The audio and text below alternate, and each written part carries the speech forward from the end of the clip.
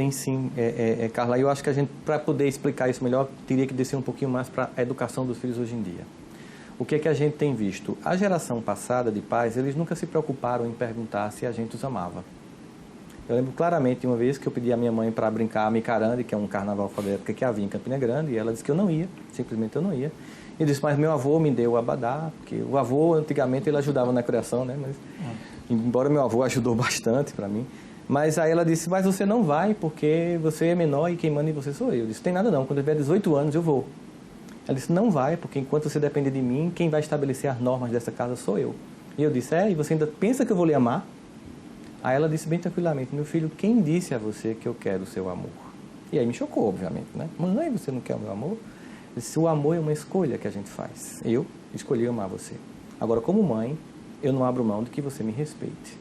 Eu só fui entender aquela cena muito depois. Fazendo curso de psicologia, eu fui entender que o amor é um sentimento muito sofisticado. E ele precisa de algumas pré-condições na escala dos sentimentos para que ele ocorra. Lembra daquele jargão da matemática, se e somente se? Então, digamos que para amar alguém, eu só amo alguém se e somente se eu respeitar. Os pais do passado não se preocupavam em serem amados, mas não abriam mão de serem respeitados. E com isso conseguiam o amor e o respeito. Infantilmente e de forma insegura, os pais de hoje querem ser amados por crianças e adolescentes, que nenhuma sofisticação ainda tem para um sentimento tão nobre. Eles realmente gostam muito, mas o amor vai ser construído na educação desses filhos. Eles tentam ser amados, mas não se fazem respeitar. E ao final não conseguem nem o amor, nem o respeito. Como eles não criam filhos, eu não estou falando de todos, mas muitos, não criam crianças que suportam não, frustração, eu não vou dar, eu não vou comprar. Eles criam pessoas com incapacidade de suportar que a vida nem sempre é favorável. Mas será que alguns até não tentam ser diferentes? Até porque eles têm uma base diferente disso. Mas não conseguem, por conta do mundo atual, desse mundo que a gente vive, dessa relação com esse mundo de consumo que a gente vive. Anchieta, eu sei que existe essa pressão lá fora, mas se a gente não decidir que vou pautar a minha família por um valor que eu acredito, a gente termina sendo dominado por esse coletivo. E aí a gente teria um discurso que é impossível reagir a isso. E não, é possível reagir. É óbvio que eu não posso educar o meu filho hoje como eu fui educado. Acontece que nós tínhamos um modelo de família que começou a ser questionado, que a gente chamaria de tese, família tese. Se criou uma antitese, uma antítese, seria o movimento dialético.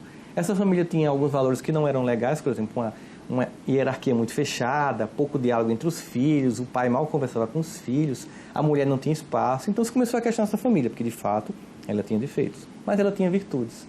Só que no pêndulo histórico, toda vez que eu questiono o modelo anterior para criar o novo, eu tenho uma tendência de jogar fora o que era ruim, mas também jogar fora o que era bom. Não aproveita as virtudes. Como a gente sempre diz brincando no comparação, é que como se desse um banho no menino, uma banheira, e depois fosse jogar água suja fora e levasse o menino junto, jogasse fora o menino. Então, aquela família hierarquizada eu abri mão. Aí eu vim para uma família que era repressiva, mas eu criei uma família permissiva. E hoje, a gente também está vendo que esse modelo não está lá, essas coisas.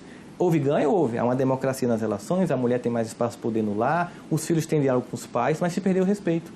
Então, a família síntese, que é a família antiga, tese, a família antitese, vamos para a família síntese, nesse movimento dialético, é uma família em que eu mantenho essa democracia familiar que foi conquistada, é muito bem-vinda, a criança poder se expressar, mas eu trago de volta o respeito, a disciplina, a norma, as frustrações, que eu não posso dar tudo que você quer, mesmo que eu possa. Eu, como um pai, como uma mãe que quer educar, eu evito para que você suporte.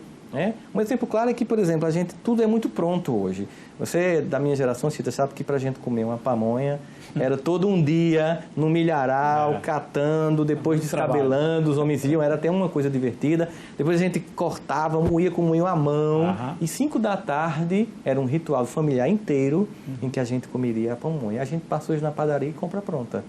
Então, por exemplo, pegar um filho em casa para fazer um bolo é uma boa experiência de trabalhar com ele a resiliência, Carla. De você chegar, vamos fazer o bolo. Bom, em vez de comprar pronto, aí começa, faz, ele vai ver o esforço que dá, a mão que machuca, o tempo de esperar. Tá pronto? Não, tem que esperar esfriar.